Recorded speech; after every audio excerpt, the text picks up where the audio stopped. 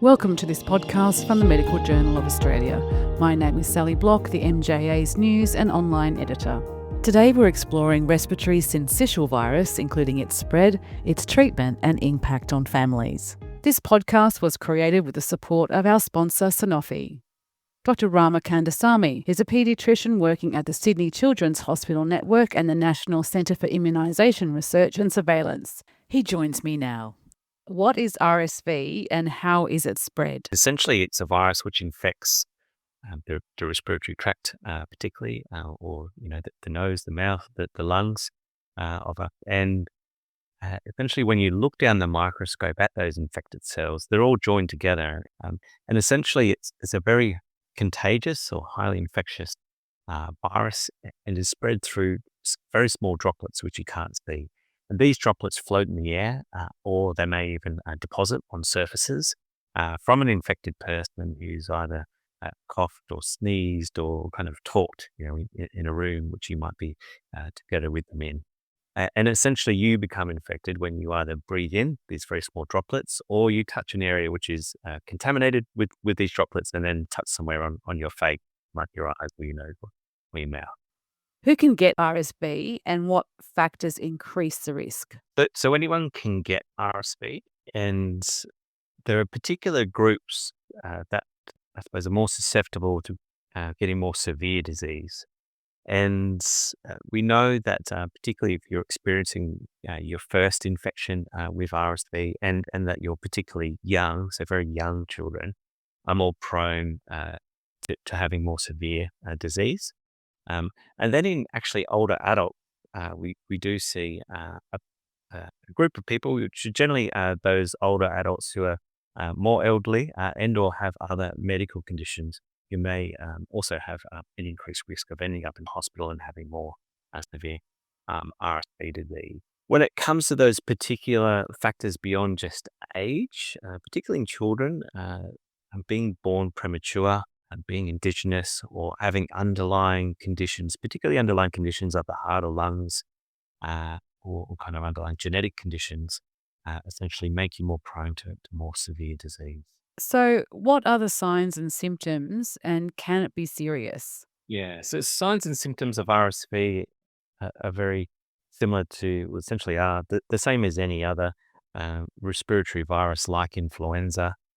Though you'll have a runny nose, a cough, you might have a fever, and particularly in those where you have more significant disease, you might have a bit of wheeze and difficulty breathing. And so as you might be aware that it's hard to differentiate whether you have RSV compared to any other virus, which might cause infection of the respiratory tract. And there's many of these viruses. And in some cases, the infection can be serious. And as I said, there's particular groups where this is a bit more likely. And where it particularly becomes serious is when it infects the lower respiratory tract or the lungs, okay? And that's when it can cause significant difficulty with breathing. And in children, particularly, when you see that increased difficulty with breathing, you also see increased difficulties with feeding. And so that's usually the main reasons why a child might be admitted to hospital, is because of their significant difficulty with breathing and sometimes needing help with that, including additional oxygen, and also needing help with their feeding. So often needing to give them additional fluids or feeds through other means because they're having so much difficulty with their breathing. It's a similar premise in adults as well, particularly older adults. It's just, where it becomes serious is when it does infect especially the lungs and goes lower down in that respiratory tract, and starts to interfere with how well you're breathing and how well you can essentially absorb oxygen through your lungs. And so similarly, those adults will often require support with their breathing and an admission to hospital. So, how can you protect against RSV and how can you treat it? So, as you probably gathered initially from just how you might get infected from RSV, it gives you a little insight as to how you might at least try and protect yourself from getting infected. So, doing those simple universal precautions like washing your hands, um, perhaps wearing a mask in certain settings if someone does seem to have symptoms of a respiratory virus, particularly if you're in those groups that are more susceptible to severe disease as an adult. Obviously that's difficult to do as a child. Um, and just generally having good approaches to general hygiene around kind of hand washing and surface cleaning. And when it comes to more targeted interventions or protections against RSV, there are now products or vaccines which can provide some immune protection for you should you encounter the virus. And so in children, essentially there's a vaccine which is actually given to the pregnant mother who develops an immune response and then passes it on to that baby. So they have that antibody, which is developed by the mother, in their system once they're born and should they come into contact with the virus. There's also what's called a monoclonal antibody product or immunization, which we can give to children just after they're born and before they come into contact with RSV. And similarly, that protects those young children, young babies, should they come into contact with RSV by providing that immune response there for them beforehand. And in older adults, there's 2 vaccines available. Essentially, you give those vaccines up prior to hopefully the RSV season, which is a little bit similar to the flu season in terms of its timing in a lot of parts of the world. And those vaccines are given and you develop an immune response, which hopefully tells your body essentially what the virus looks like and you develop antibodies which are able to target that virus if you come into contact with it. So that's kind of what's available in the current landscape in terms of protecting against RSV. Obviously, those products are particularly targeting those risk groups there, so particularly looking to protect very young children and also older adults. Yeah, so in terms of treatment for RSV, it's one of the, I suppose, one of the frustrating topics me as a paediatrician has had for now a number of years because there isn't any targeted treatment for RSV. All treatment for RSV is very much a supportive treatment. So if you're having difficulty breathing, then we can help you with breathing through various means, including providing oxygen.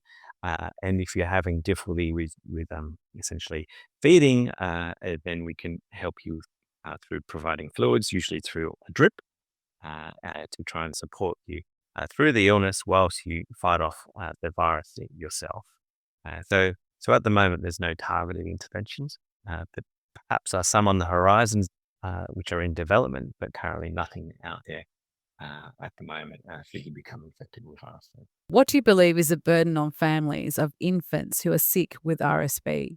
Yeah, the burden of disease, RSV, I mean, in that kind of family context is significant, I think, particularly if your child has had to stay in hospital.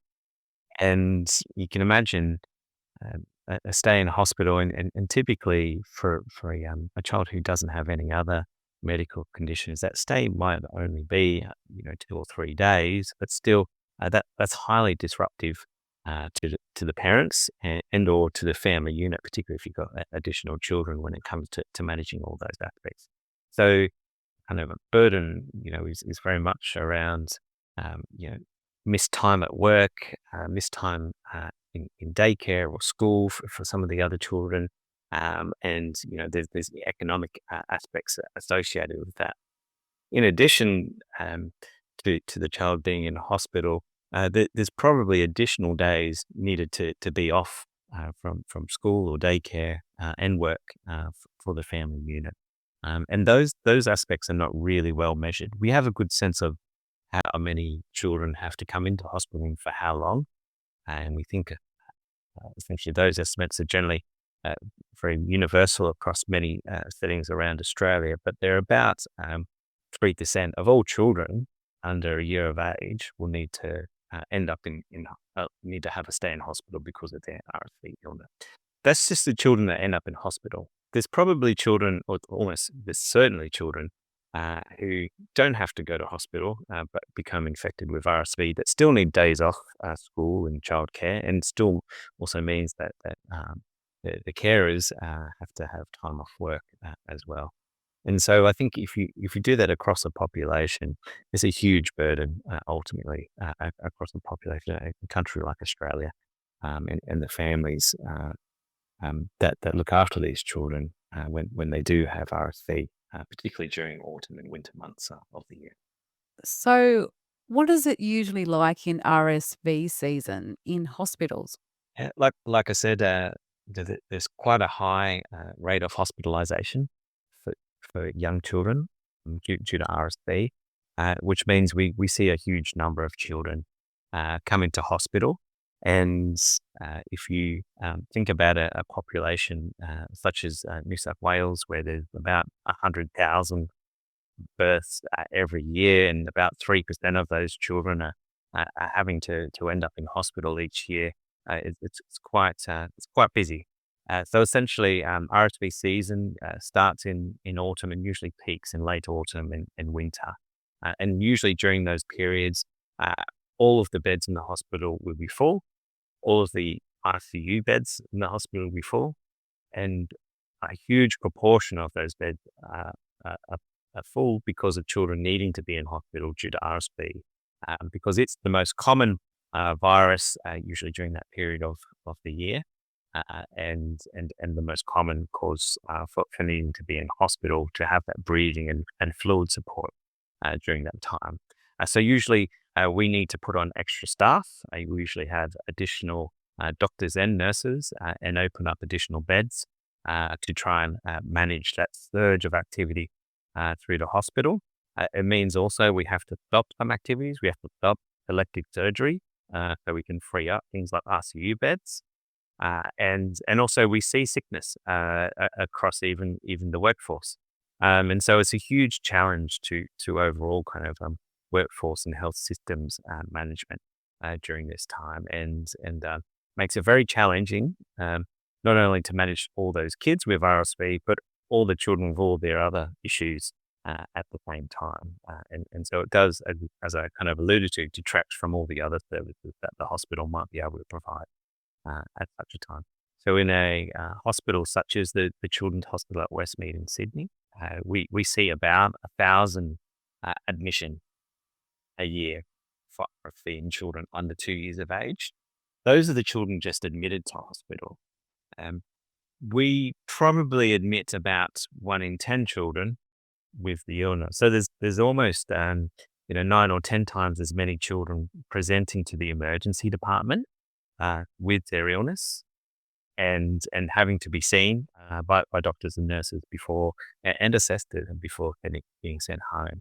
So a huge number of children kind of coming through over a relatively narrow period of time, just a matter of a few months, largely throughout the year, kind of during kind of autumn and winter.